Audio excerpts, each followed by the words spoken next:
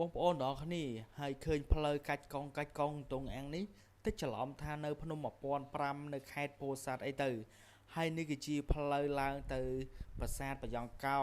ហើយថ្ងៃនេះគឺនាំអារម្មណ៍បងប្អូនទាំងអស់គ្នាទៅទស្សនាទិដ្ឋភាពនៅប្រាសាទបាយ៉ង់កោជាមួយនឹងពូនេះខ្មៅហើយប្រាសាទបាយ៉ង់កោនេះដែរគឺមានទីតាំងសន្តិដ្ឋនៅភូមិពោរងឃុំព្រះបាទជាន់ជុំស្រុកគិរីរង្សខេត្តតាកែវបងប្អូនទាំងអស់គ្នាហើយគឺថាទៅដល់គឺថាតិចទៅជុំមែនតើតាមផ្លូវបងប្អូនហើយគឺថាផ្លូវគឺគ្រាន់តែយើងជិះទៅថា fresh មែនតើគឺទុកកង្វល់ទាំងឡាយជាក់នេះគេទាំងប្រហែលថាផ្លូវគឺថាផ្លូវកាច់កង់ហើយមានដើមឈើគឺថាតាមមើលថ្ងៃមិនឃើញផងគឺថាតិចមែនតើតាមផ្លូវហើយនៅនេះសម្រាប់បងប្អូនដែលមានឡានទៅលេង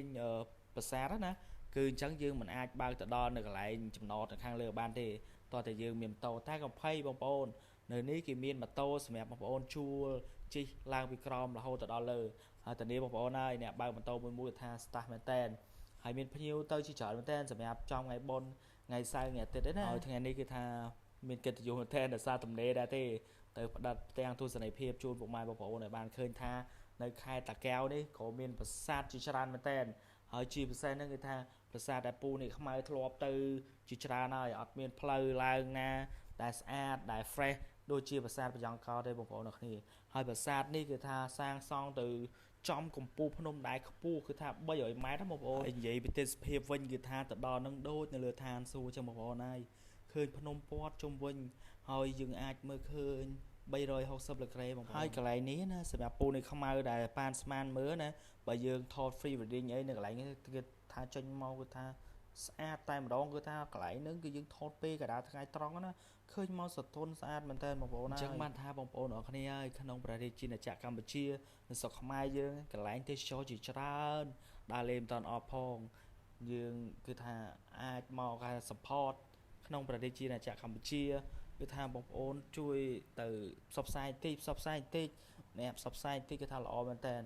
យាយរួមទៅចំពោះខ្ញុំមួយគឺអត់មានលុយដើរលេងក្រៅប្រទេសផ្សព្វផ្សាយពីប្រទេសគេទេត្រឹមតែខេត្តតាកែវគឺថាផ្សព្វផ្សាយអត់អស់ផងអញ្ចឹងសង្ឃឹមចេញវីដេអូនេះទៅគឺថាមានពុកម៉ែបងប្អូនជួយ share ជួយ like ដើម្បីឲ្យបងប្អូនយើងដែលមានបំណងចង់ទៅលេងប្រាសាទនេះឲ្យស្គាល់បានស្គាល់ផងគឺថាប្រាសាទបាយ៉ង់កោស្រស់ស្អាតមែនតើបងប្អូនអរគ្នាហើយនិយាយពីផ្លូវវិញគឺថា fresh ណាបើសិនបងប្អូនឡើងពេលព្រឹកព្រលឹមប្រហែលគឺថាអាចមានអាប់មានអីលាយឡំជាមួយនឹងបរិយាកាសស្អាតមែនតើបងប្អូនអរគ្នាហើយវីដេអូនេះគឺពូនេះខ្មៅមានបាននិយាយពីប្រវត្តិប្រាសាទអីទេដោយសារពូខ្មៅបានសិក្សាទេប៉ុន្តែដឹងតែថាការដែលយើងធ្វើដំណើរទៅលេងទៅថតរូបទៅអីលេងគឺថាត្រូវតែម្ដងគឺថាស្អាតណាបងប្អូនតាំងពីដងផ្លូវរហូតដល់ប្រាសាទហើយទីនេះគឺថាអនាម័យមែនតើគឺអត់មានសម្រាមទេហើយណាមួយបងប្អូនទៅលេងនៅទីនេះកុំចោលសម្រាមប្រេះប្រដាអីគឺថាកន្លែងនេះហើយគឺជាកន្លែងដែលបងប្អូនអាចមក relax មើលផ្ទាំងប្រាសាទបានហើយមើល view គឺថាឃើញតែបៃតងខៀវខ្ចីវត្តទៅដល់ភ្នំអញ្ចឹងណាបងប្អូនអរគ្នា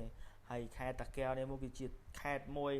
ដែលល្បីល្បាញមែនតើឥឡូវនេះអញ្ចឹងវីដេអូពូនេះខ្មៅគឺអត់មានអីច្រើនទេគឺនាំអារម្មណ៍បងប្អូនទាំងគ្នាមកទស្សនាទិដ្ឋភាពពីខាងលើដែលបង្ហោះដ្រូនដូចថាឃើញផ្ទាំងទស្សនីយភាពគាត់ថាស្អាតមែនតើខែនេះគឺថាមានភ្លៀងមកគាត់ថាជ័យស្រងាត់លាយឡំជាមួយនឹងប្រាសាទដែលឈររងមាំគឺថាចេញមកស្អាតណាស់អញ្ចឹងអរគុណបងប្អូនទាំងគ្នាសម្រាប់ការទស្សនាវីដេអូនេះ